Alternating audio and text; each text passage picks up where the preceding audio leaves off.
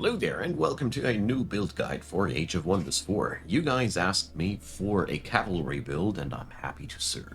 So I built up something on the Industrious because I like what they get when you add in mounts. This build is utilizing no specific mount. You could add in whatever mount type you like.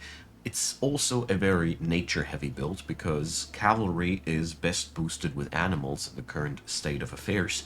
And, well, the biggest downside that I found is that it is a pretty slow researcher. But beyond that, I didn't find too many weaknesses and enjoyed myself a ton with it. So, let's start with the racial things. So, I went here for pack tactics. Because surrounding enemies is really something that gives you there a lot of extra damage, and you do that a lot. This is mainly to enhance whoever is smacking somebody, and yeah, you get a lot of payoff out of it. I also went for Mount Masters. You could here change Mount Masters and pack tactics for whatever different mount you would like. There's really a lot of them that would be serving up well. If you take White Wolves, for example, you get the same just with an enfeebling howl on top of that. I basically gimped myself here a little bit, but I just wanted to experiment how well the cavalry in general works there without putting in some extra effects. You can add in whatever flavor you want here. Spiders should work well, nightmares should work well, the gracious mounts that we have from the Ways of War should work well, you know, the ones that give you grace bonuses. Heck, even unicorns would work well with the phasing. This build can basically utilize whatever cavalry that you put in. This is so true that it even works well, even if I put in a generic, pretty underperforming cavalry type. So that's what I like. I also made them strong because the industrious culture is all physical. So you get a really big payoff out of this trait on this culture specifically, in my opinion. So yeah, that's the mix-up. I would really strongly recommend to fit in whatever mount you like at this slot. I just held it here generic because this build is just a cavalry build. You can pick whatever. So, cultural wise, I went here for Devious Watchers. It's a pretty cool trait for the Industrious, and I wanted to break out of the endless mold of Keepers of Knowledge that I was always playing. But Keepers of Knowledge would also be a very, very good pick. Devious Watchers gives you more opportunity to do the delving in the mountains that the Industrious Culture is good at, whereas the Keepers of Knowledge gives you an edge in the research area. If you are power gaming, I would recommend the latter. I also went for mana channelers, and this is pretty much a must-have in my humble opinion, as it makes summoning a lot cheaper, and oh, summon we do a lot. This is a cavalry and animal build, and therefore you get a lot of power out of this one. So, if you want to change anything, I would say change a different shadow into a different shadow trait. But as long as this thing here exists so low on the ladder, I just can't play without a single shadow affinity point. Yeah, it is power gaming. You don't need to do that, but I find it so high on the payout. So there you have it. Okay, let's move over to the tomes before we talk about the roster. We get here on the baseline into the Tome of Beasts because we get here, well, so many good things. Animal kinship gives us a transformation which makes everyone in our army get better if they're standing next to an animal. So formation fight is the name of the game. We are utilizing this more and more in this build. So this makes it always worthwhile to have an animal in your army, and this also makes your build very picky when it comes down to random invites from cages. Like elementals aren't that good, and undead aren't that good, monsters like ogres aren't that good. Animals are what you want to mix into this army always, due to this. Call of the Wild is massive. This gives you cavalry and your animals defenses and attack. That's a massive thing. This is basically why we want to cherry pick animals, because we have pretty powerful cavalry units and therefore pretty good stuff.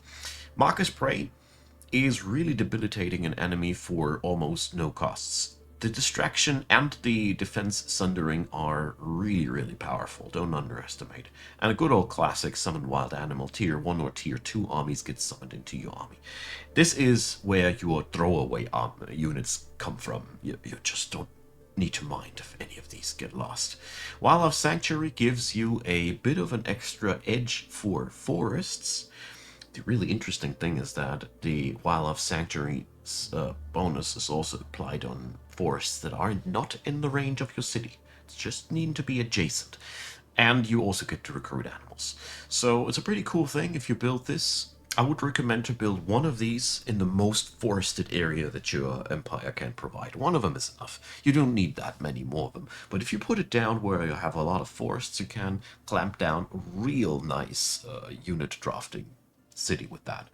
I long time underestimated the payout out of that. So, out of tier 1 to pick up, Horde. We go here out of so many reasons. Oh, sorry, I forgot you wild speakers. Horde has to wait a sec. So, wild speakers. These guys get to conjure animals for us. So, they are the animal in a can if you need to proc your animal kinship in a real quick manner. That's really, really good. They also get Unleash the Beast, which allows your animal units to get a lot stronger. So, we use a lot of these throwaway animal units, and since we can play with them quite reckless, Unleash the Beast is very, very useful. At the end of the day, your wild speakers, though, are not healers, they are summoners. It's really important that you keep that in mind in terms of army composition. So, now it's time for the Horde. So here we get the Houndmasters. These guys are excellent upgrades to your previous tier 1 archers because they have a similar behavior. They get to shoot once with a high payout. They also get a lot of extra damage with marked units, and they spawn an animal to begin with at the beginning of the fight. So they are super synergistic. They are also cavalry, so what do you want more? They are just excellent ranged units, with the only downside that they melt like ice in the sunshine. For a tier 2 unit, they are extremely vulnerable. Spawnkin is one side of the metal that you can play. If you want the extra damage, it's excellent. But since we also have access to super growth, you can decide for yourself. I personally vouch for Spawnkin in every run because the extra 20% damage, you feel that so much. Summon Irregulars gives you the ability to enhance your armies on the fly. You don't need a city to fill up an army. You have animals and you can summon baseline units. Really good stuff as we are going deeper into this way alongside of the build. So Blaze of the Horde is really, really cool as we add in a lot of units into the situation, and you can get a lot of burst out of that spell. And Fury of the Horde even is something that we also could use. I personally don't like the high mana cost on it though.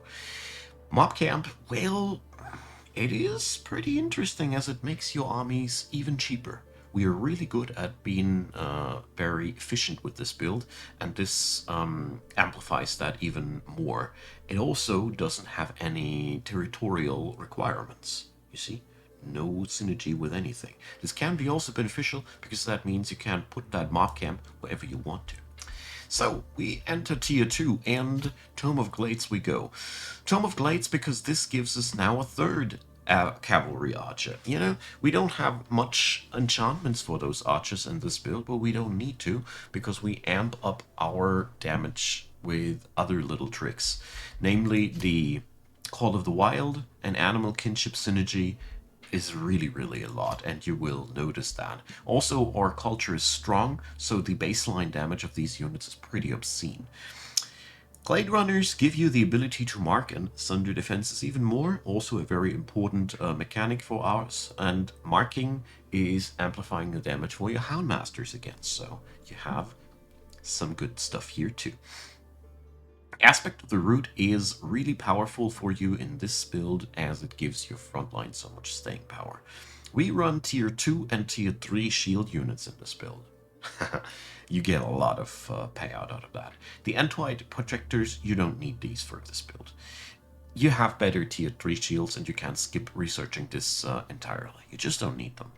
Leaf Skin is a nice cherry on the top. Magic resistance is never a bad thing, and we can create forests now to get the Leaf Skin bonus wherever we want to. Sacred Meadows are interesting in so far as you get a lot of reward for building next to conduits. If you have conduits, it's really cool. If you don't, well, I don't know. I feel like the Sacred Meadow is a little bit of something. I either don't understand how to play it, or it is just as underperforming as I think it is. Let me know what you think. We go after that to the Tome of the Beacon. I love this for this build. We go here mainly for Mighty Meek. You see, we have a ton of low tier units in this build. And this amplifies them in a way that they maintain their usefulness through all stages of the game. It is also something that gets applied to the random little summon thingies that you summon, and you summon a lot of tier 1 thingies. So yeah, this is excellent. This makes your low tier units still hit like a truck, and I like that. You can pretty much forget the Lightbringers because we really don't get too much out of them, but you could use them for their conversion effect if you'd wanted to. They aren't bad per se, I just don't see this build as a Battle Mage build. Covenant of the Faith gives you extra mana for free cities, which is pretty cool. I mean, you have to have them as vassals, and we're not excelling in this game too much. But after the warfare, you can create vassals which have a higher payoff in terms of mana, and via blessed reinforcements, you can use your vassal cities then also as a sort of a buffer, because blessed souls are crazy strong, and 45 mana for 2 units like these, that's good stuff. And yeah, don't underestimate the Divine Beacon either. It is a nice healing thing, and we are good at summoning things. Don't you forget. But yeah, the mainstay here is the Mighty Meek, because it makes your lowest crappy units still valuable through all stages of the game, which is really excellent. In the tier 3 area, we go all into the nature. Tome of Cycles for 1, because it gives us Projectiles of Decay, a much needed upgrade for our entire backline. I said we have a good baseline damage, but now we have a good baseline damage and decay. This gives you enough to wear down any enemy eventually, because you might be not featuring the highest burst damage, but you are very good at persistent damage with this spell.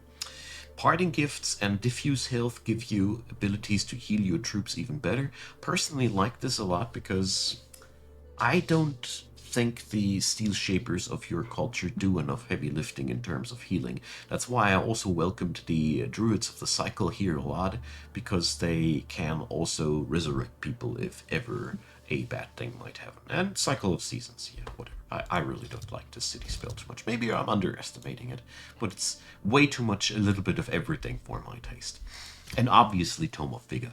So we go here to gain access to greater animals. Obviously, being able to summon tier 3 and 4 animals is much better than the lower tier. But the lower tier animals don't lose their value, because we did a lot of rebuilding there. So you can use this to add in some power pieces into your Doom stack, or power up a small army. There's a lot of different usages for that. But Empowered Beasts is here truly the main center stage for this tome and why we want it.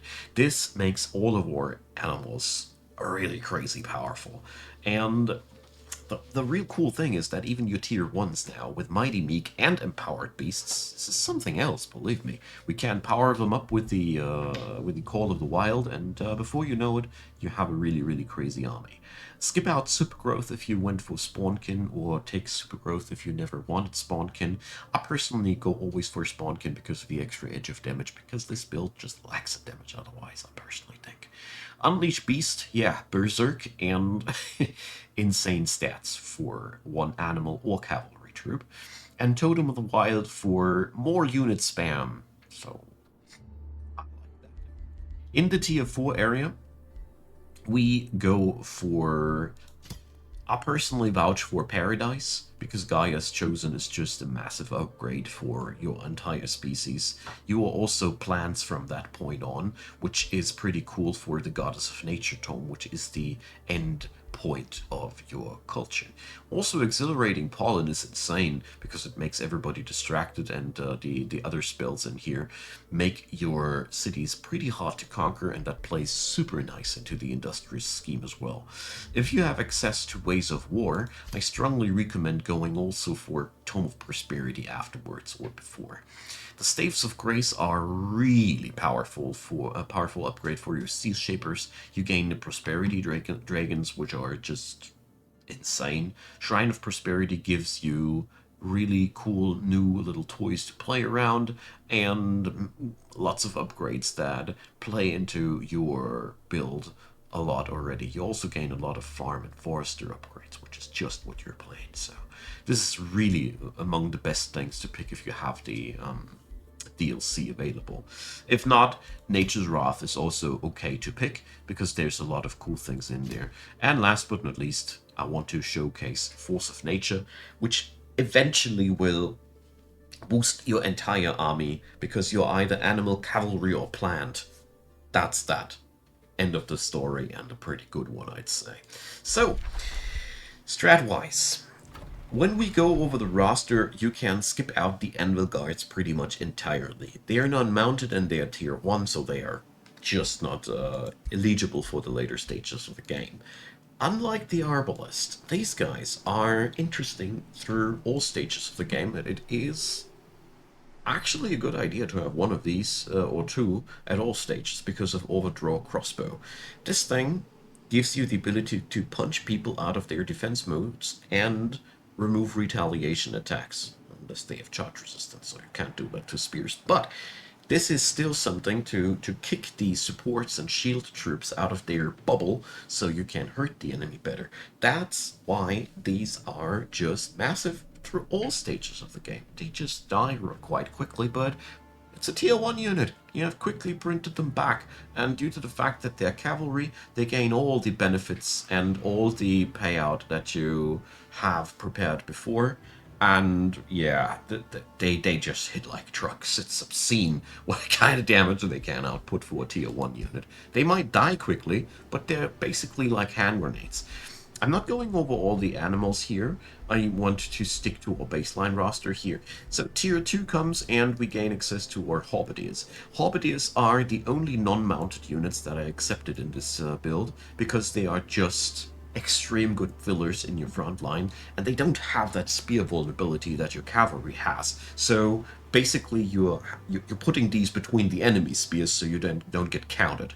And spear versus spear goes pretty much neutral in the terms of rock, paper, scissors strategy, so that's their role. And they play that role darn well. Because they gain aspect of the root, they're so self-sufficient. You don't need to worry about them too much, they just can heal themselves up, and they have that nasty rune of retaliation. Whatever damage they suffer, 40% goes back to the attacker, when it's melee that is. So these guys are just so good at standing at front and getting punched. I love these guys for these abilities, and you have them available super early.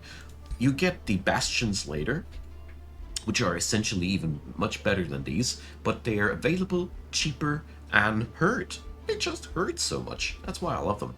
Steel Shapers, on the other hand, are your backliners that are here to boost up the defenses of your people like crazy. Granting defenses as a free action is much bigger than it sounds. They also can give you a burst heal out of that bolstered defense afterwards. Up to 40 points of healing with strengthening stacks. So Steel Shapers basically stand back, boost up the defenses of people that are ought to get hurt next turn. So you need to play these as a guessing game, where does the lightning strike when the enemy acts, and then they get to fire a little bit at the enemy. Due to the fact that we added in the strong trait, their damage is quite okay, but they really are here to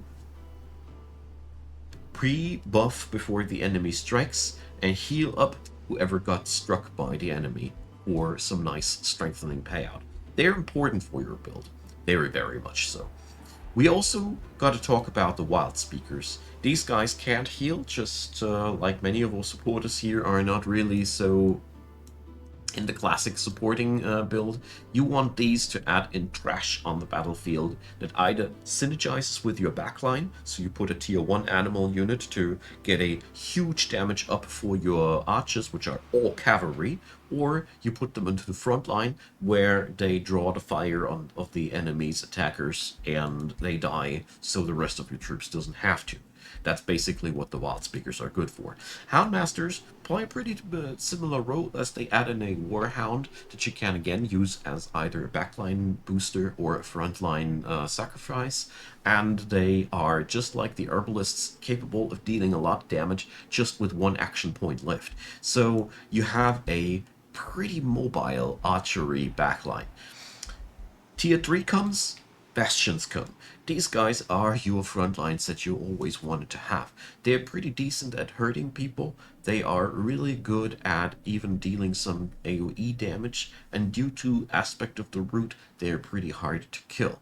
They also grant their neighbors defenses, so sprinkle them between your spear troops and enjoy the profit, or sprinkle them between your animals and enjoy even more profit, because these guys are going to hit even harder and be themselves effective at maintaining the well-being of your animals. I love these guys. They also have extra retail attacks, so yeah, that's your front line together with the spears and the animals.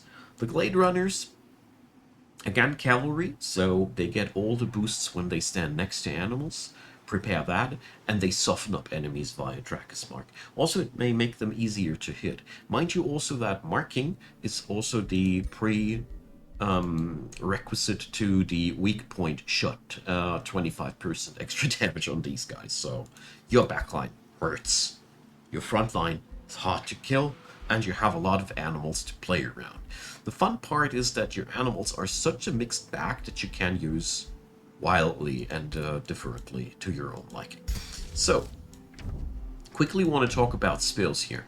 The Rune of Industry is mandatory. The bolstering on the animals is just nuts. Not only does it give them the defenses that the Industrious Culture is enjoying, it also makes them eligible to get those Blitz heals from your Steel Shapers. Good stuff. Apart from that, it's very straightforward. You want those racial transformations very badly, so save up your mana at first for these before you spam too many animals, because of upkeep, you see. Now, last but not least, when you have all these things up and running, you can spice it all up with the tier 3 animals that you can summon out of your spell for a truly devastating doom stack of your own liking. I started out this build with a champion hero because I personally always feel cultures that have a weak early game can either take a ruler like a dragon to pump up their early game, or champions. Champions excel at due to command. After level 2, you can just take so much action that you can burst down the enemy into such a crippled state that they can't hurt you by that much anymore. I coupled this up with a ritualist so I can patch up my troops early on until I get those Steel Shapers running. Once you have your Steel Shaper economy running, your healing game gets really good, but before that your troops get a lot of beating and it's quite hard to clear the map early on. Seriously, this build has a lot of weaknesses in the early game, but once it gets up and running it is crazy strong, as the Industrious Culture can do a lot of heavy lifting. What is very, very important though is that you go and prospect those provinces as much as you can. So early on you want those scouts quite badly. They're really, really important for your scheme, as prospecting gives you gold, artifacts, and production points, which is absolutely crucial to get your game going as quick as possible. Personally, gotta stress out, the research is the weakest link in this build, so invest the gold and the production that you get out of prospecting into this direction as hard as you can to stay competitive. This build has a high risk of falling back if it doesn't compete there well. Like in this run, I'm so slow I'm really pissed about myself, but I also must must have played this run while I was actually already ought to go to bed, so it's on me on this end. But it made me realize how important it is for this build to stay on edge on this. What you can do to make it easier is to, of course, milk that knowledge extraction, get into all seeing, but also you can use the material upgrades that you got, because you know you're industrious, to make your city structures cheaper. This is something that I really felt like I had a lot of payback for that. Also, you can make your cities grow stupidly fast, and found cities also very fast, because we have no nature and material running. It's really big in this end. Last but not least, I want to give a shout out to the Spirit Wolf, a guardian spirit thingy with resurgence. It's an animal unit. It's a tier 3 animal unit. So what's not to like about it? What I personally felt like at a hindsight, what this build doesn't have at research strength, it has at it makes up for expansionistic potential. You have so much ability to make things cheaper, and prospecting gives you a lot of payout in terms of making your cities faster. And you also can go for many different ways of getting a little bit of here. Adaptive research is also available at some point, making your research buildings cheaper. Altogether, the Industrious are really good at building up cities for very little gold, and that is what you should focus on to stay relevant in the economy. Otherwise, you might be a little bit too slow. Apart from that, play this as a horde build as my last piece of advice. Don't mind too much as long as you lose the tier 1 units. You can just replace them so easily via summon wild animals or summon irregulars. You don't need to worry about these. And that is a power card that you can play. It also enables you to have a lot of armies moving over the map, doing a lot of damage because of Mighty Meek, making them hit harder the bigger the enemy is, basically. So I hope you enjoyed this. Feel free to drop me in the comment section whatever you want to see next, because I really enjoy your recommendations and I love to get some new ideas. Leave a like, leave a subscribe, consider checking out the description box as well. Of course, I appreciate your support financially as well. Many thanks to all of you who do, and a lot of thanks for watching this video, especially to the very end. Deeply appreciate. See you soon.